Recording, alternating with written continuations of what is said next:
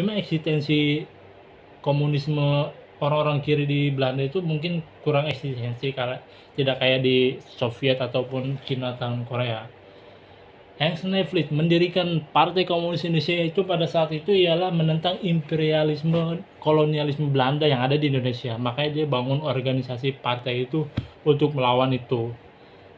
Kita urutkan. Partai Komunis berdiri 23 Mei 1926. 1914. Dalam perjalanannya sampai puncaknya 1965, DNA komunis ini, tiga ini DNA-nya memberontak.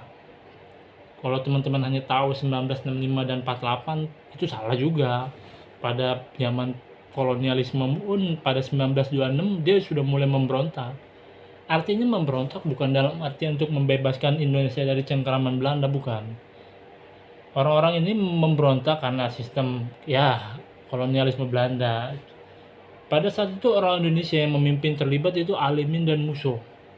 Akhirnya pemerintah Belanda mampu mengatasinya. Hans Nailfleet pun dideportasi kembali ke Belanda, dan Alimin dan Musso ini diasingkan ke Soviet.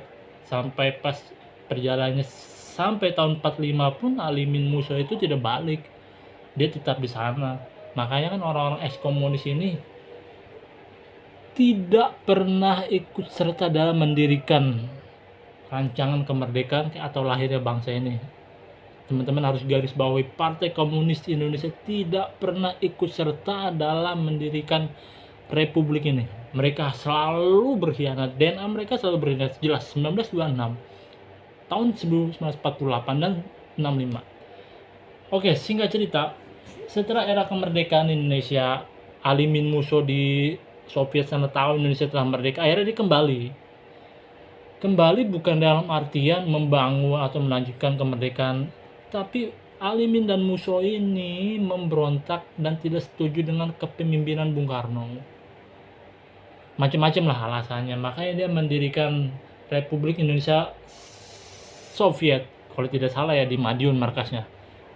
Akhirnya pada saat itu beliau memberontak, itu pemberontakan pasca kemerdekaan ya.